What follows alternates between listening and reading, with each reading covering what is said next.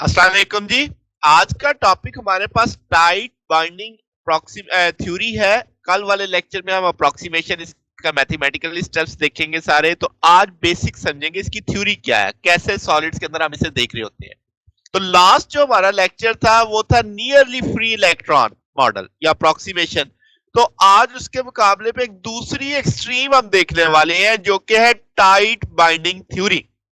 अब हमने जो इससे पहले जो पढ़ा, जिसका मैं कल जो लेक्चर था हमारे पास, उसमें था कि आपके पास जो कोलोम्बियन अट्रैक्शन था, इलेक्ट्रॉन जो गुजरेगा क्रिस्टल में से, तो आयन डिस्ट्रीब्यूटेड होंगे, वो बहुत वीक था। यानी हमने ये पढ़ा था क्योंकि इलेक्ट्रॉन करीब हो ही नहीं पाता आयन को, तो इसलिए उसमें अट्रैक्शन इतनी होगी नहीं। मगर अब जैसे मैंने कहा कि हम दूसरी एक्सट्रीम पे जाने वाले हैं। हम कहेंगे इलेक्ट्रॉन जब क्रिस्टल में से गुजरेगा तो वो आयन के इंतहाई करीब से गुजरेगा और इंतहाई स्ट्रॉन्ग इंटरेक्शन होगी उसकी आयन के साथ। ठीक है, ऐसे लगेगा कि वो उसी आयन का हिस्सा है या एटम का हिस्सा है। तो अब इस इंटरेक्शन के बाद वो गुजर जाएगा वहां से, मगर फिर आगे एक और आयन मौजूद होगा। तो इसका मतलब बार बार इंटरेक्शन होगी, जैसे उसकी पहले आइन के साथ, फिर दूसरे के साथ, फिर तीसरे के साथ, फिर चौथे के साथ। मगर दो आइंस के दरमियान वाली जो जगह होगी, इलेक्ट्रॉन बिल्कुल ऐसे चलेगा जैसे फ्री इलेक्ट्रॉन है, यानी एक फ्री इलेक्ट्रॉन के तौर पे बिहेव करेगा। तो इस सारी डिस्कशन से अब आपके जेहन में क्या बात आई कि भाई इलेक्ट्रॉन जब क्रिस्टल में मूव करेगा तो अल्टरनेटली वहां पे उसे स्ट्रॉन्ग आइन के साथ भी इंटरेक्शन होगी और नियरली फ्री इलेक्ट्रॉन के तौर पे भी मूव करेगा।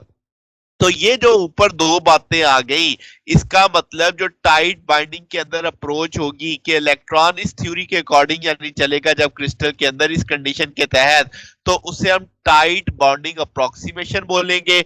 और इस मेथड को हम इस्तेमाल करेंगे बैंड स्ट्रक्चर और बैंड गैप इस्तेमाल करने के लिए।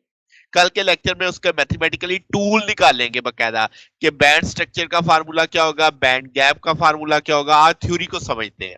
तो अब होगा क्या, जरा इसको देखते हैं सॉलिड के साथ ये कैसे यानी अमल हो रहा है। तो जब एटम दूर दूर है तो आपके पास हर एटम के जो अपने अपने इलेक्ट्रॉन है वो बाउंड है, उनकी फिक्स्ड एनर्जी है जो वो यानी अपने शेल के अंदर है। तो हम कहेंगे कि जब हम सॉलिड बना रहे होंगे एक एलिमेंट का, मिसाल के तौर पे अज्यूम कर रहे हैं, तो उनके एनर्जी लेवल जो ऑक्यूपाई किए होंगे वो आइडेंटिकल होंगे। यानी एक जैसा आपके पास एटम एलिमेंट है, उसके एटम भी एक जैसे, उन सब के वो दूर दूर पड़े हैं, तो उन सब के एनर्जी लेवल सेम है और वो आइडेंटिकल भी है। ठीक है, फिर जब तक उनके दरमियान में जो ये इंटरटॉमिक सेपरेशन ज्यादा है तो वो इलेक्ट्रॉन अपने उसी एनर्जी लेवल में रहेंगे। जब हम उनको करीब लाते हैं तो क्या होता है कि आपके जो आउटर शेल वाले इलेक्ट्रॉन हैं वो हमसाए में जो दूसरे वाले हैं उनके साथ ओवरलैप करना शुरू कर देते हैं। तो जो एनर्जी लेवल होंगे आउटर मोस्ट शेल का वो स्प्लिट हो जाएंगे डिफरेंट एनर्जी लेवल में। जो एक मखसूस मिकदार थी, जो आपके पास एक फिक्स्ड एनर्जी थी, कुछ एनर्जी लेवल उससे ऊपर चले जाएंगे, कुछ एनर्जी लेवल उससे नीचे चला जाएगा। तो आपके पास इसका मतलब जो इंडिविजुअल एटम वाली एनर्जी लेवल थे अब वो टूट के मुख्तलिफ एनर्जी लेवल हो गए। तो शुरू में हम जैसे कह रहे हैं कि आउटर मोस्ट इलेक्ट्रॉन के साथ होगा, उनके लेवल टूटेंगे, इनर वाले नहीं होंगे क्योंकि वो आपके पास बेस्ड करेंगे यानी फिक्स्ड, उनकी एनर्जी में इतना बदलाव नहीं आएगा। तो जो स्प्लिटिंग है एनर्जी लेवल का, ऐसा क्यों हो रहा है? क्योंकि अब आपके जब वो करीब आ रहे हैं, तो हमने तो ये पढ़ा हुआ है कि पॉली एक्सक्लूजन प्रिंसिपल के तहत आपके पास यानी दो से ज्यादा इलेक्ट्रॉन नहीं हो सकते। तो जैसे आपके पास फ्री इलेक्ट्रॉन अप्रोक्सीमेशन में भी हमने ये बात देखी थी। तो इसका मतलब ये हुआ कि जो इंटर एटॉमिक सेपरेशन है अगर आप कम करते चले जाएंगे तो आपके पास वो ज्यादा से ज्यादा स्प्लिट होते चले जाएंगे। जैसे वो ओवरलैप करेंगे वो स्प्लिट होते चले जाएंगे। तो आपके पास जो एनर्जी लेवल है वो इतना ज्यादा यानी स्प्लिट हो जाएगा कि वो आपके पास यानी हर इलेक्ट्रॉन को उसने अकोमोडेट करना है जो उस एनर्जी लेवल में मौजूद है। तो आप कहोगे कि जितने एटम होंगे उतने लेवल बन जाएंगे।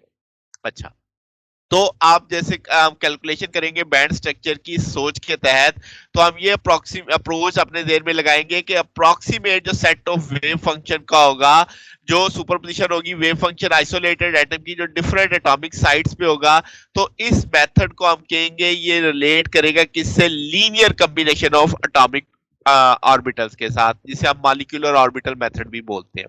अच्छा, चलो एक चीज से मिसाल, अभी ये सिर्फ मिसाल है, कैलकुलेशन नहीं है इसकी, अब सिर्फ ताकि आपकी बेस बन जाए वेव फंक्शन वाली।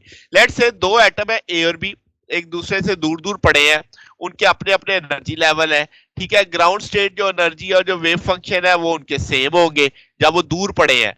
अब जब आप वो उनके यानी वो मेंटेन की हुई अपनी उन्होंने आइडेंटिटीज को, तो हम कहेंगे उनके जो सिंबल है वेव फंक्शन के साई ए साई बी कह देंगे। जब आप उन्हें करीब लाएंगे ताकि हाइड्रोजन एटम मॉलिक्यूल बन सके, तो जो ग्राउंड स्टेट के मॉलिक्यूल है वो स्प्लिट हो जाएंगे दो कंपोनेंट ऑफ वेव फंक्शन। बात समझ आई? तो वो कैसे निकालेंगे? तो 1/√2 साई ए प्लस साई बी 1/√2 साई ए माइनस साइन बी। ये 1/2 वाला कंसेप्ट क्या है? ये तादाद के साथ मैटर करेगा। कल जब मैं इसकी डेरिवेशन करूंगा ना, तो आपको वहां पे यहाँ पे एन लिखा हुआ नजर आएगा, क्योंकि मैं एन मॉलिक्यूल्स को, एन एटम्स को डील कर रहा हूँ।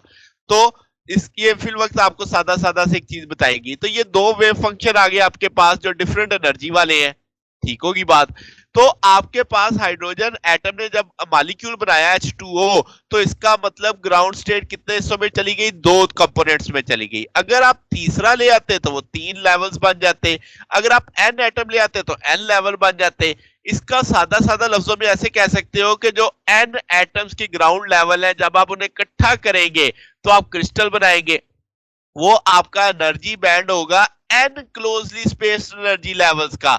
यानी सादा तरीन लफ्ज, अगर आपने एन एटम इंतहाई करीब लाए हैं, तो वहां पे अब जो एनर्जी बैंड बनेगा उसमें एन लेवल होंगे, यानी जितने एटम उतने लेवल, ठीक है। तो हम कह सकते हैं कि जो आपके पास मोनो एनर्जेटिक ग्राउंड लेवल होगा आइसोलेटेड एटम का, वो आपके पास क्या बन जाएगा? यानी वो एनर्जी बैंड बन जाएगा। तो जो ये बैंड की जो विड्थ है, ये प्रोपोर्शनल होगी स्ट्रेंथ ऑफ द ओवरलैप के। जैसे आप इस जगह पे देख रहे हैं कि जैसे जैसे आपकी इंटर सेपरेशन कम होती जा रही है, बैंड विड्थ बढ़ती चली जा रही है, ठीक है। तो आप यहाँ पे तो 3 का दिखाया हुआ है, तो दो नेबरिंग एटम्स के पास, यानी आपकी अगर जनरल बात करें तो 3 हो गए, तो 3 के लिहाज से एन हो गए, तो एन के लिहाज से होगी। तो ये जनाब आज थ्योरी थी।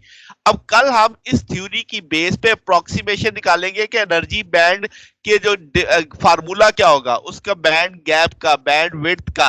तो सारी चीज कल हम डिस्कस करेंगे अप्रोक्सीमेशन के अंदर। ये आज का हमारा टॉपिक था। अगर आपको इसमें कोई बात पूछनी हो, डाउट हो, तो नीचे कमेंट्स में पूछ सकते हैं।